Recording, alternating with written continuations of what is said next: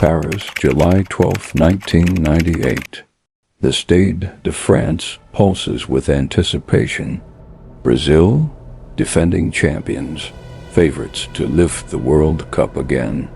At the center of it all, Ronaldo Nazário, the 21-year-old phenomenon, the most feared striker on the planet. Then something shatters the script. In the hours before kickoff, the Brazilian team sheet is submitted. Ronaldo's name is missing. Shock ripples through the stadium and across the world. Edmundo is starting instead. Minutes later, another team sheet arrives. Ronaldo is back in. No explanation, no warning. Just confusion, whispers, and a nation holding its breath. What happened in that hotel room? Why did the world's best player nearly miss the final of his life, only to play like a shadow of himself, as Brazil crumbled 3-0 to France? And why, decades later, does the full truth still feel just out of reach? On the surface, it looked like nerves or a minor injury. But behind closed doors, a medical emergency unfolded that would haunt Brazilian football forever. Ronaldo had suffered a convulsive seizure. Teammates found him shaking uncontrollably, foaming at the mouth. Doctors rushed him to hospital. Tests were run, and for a moment his World Cup dream appeared over. Yet he played, and Brazil didn't just lose. They were dismantled. The mystery of that afternoon has never been fully resolved.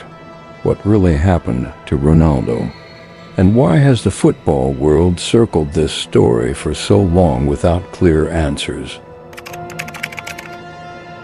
Ronaldo Nazário da Lima wasn't just good in 1998. He was transcendent.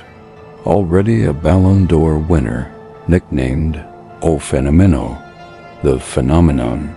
Speed, power, skill, and an almost supernatural ability to glide past defenders. He had scored 4 goals en route to the final, carrying Brazil's attacking hopes.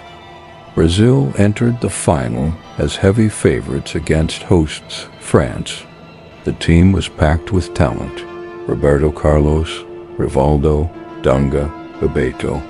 But all eyes were on the young superstar who symbolized a new era for the Selecao. The pressure was unimaginable.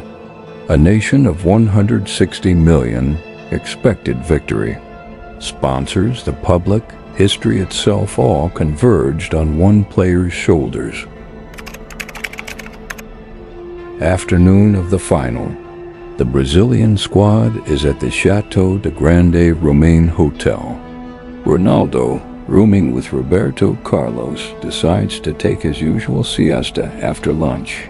What happens next is terrifying. Roberto Carlos sees his teammate convulsing on the floor. He screams for help. Edmundo rushes in. Cesar Sampaio tries to prevent Ronaldo from swallowing his tongue. The body shakes violently. Foam appears. Ronaldo is rushed to a nearby hospital. He undergoes extensive tests. Doctors administer sedatives. For a time, the decision is made. He cannot play. The first team sheet reflects that. Edmundo is in, but Ronaldo insists he feels fine. Medical results come back showing nothing abnormal. He wants to play. Coach Mario Zagallo, after consulting the medical staff, reinstates him. The official story, a convulsive episode, possibly linked to stress, with no clear medical cause found. Ronaldo later described waking up surrounded by doctors and teammates, told he had a seizure, and fighting to prove he was fit. Rumors exploded immediately. Was it epilepsy? A reaction to medication for a prior knee issue? Exhaustion? Something more sinister? The team was visibly shaken. Goalkeeper Dida recalled an eerie silence at pre-match dinner. No music on the team bus. The usual Brazilian joy replaced by worry. At the stadium, chaos. Commentators were stunned by the lineup flip. Brazil didn't warm up normally. The world watched, confused. The most persistent shadow, Nike's influence. The sportswear giant had a massive sponsorship deal with the Brazilian Federation. Theories swirled that commercial pressure forced Ronaldo onto the pitch against medical sense to protect the brand star asset and the narrative of Brazilian excellence. Nike denied any involvement. Ronaldo and Zagallo have rejected the idea of external pressure dictating the decision. Yet the theory refuses to die, fueled by the timing, the money involved, and the Brazilian Senate later investigating the matter. Ronaldo himself has pointed to overwhelming emotional stress as the likely trigger, the burden of being the phenomenon who could not fail. Brazil was unrecognizable. Zidane dominated with 2 headers. Ronaldo touched the ball minimally, a ghost on the pitch. France won 3-0. The defending champions were humiliated on foreign soil. The squad was psychologically devastated. Zagallo faced intense scrutiny. Ronaldo carried guilt, later admitting the episode may have affected the whole team. In Brazil, questions led to official inquiries. Ronaldo testified before Congress. Conspiracy theories proliferated. Match fixing, poisoning, corporate meddling.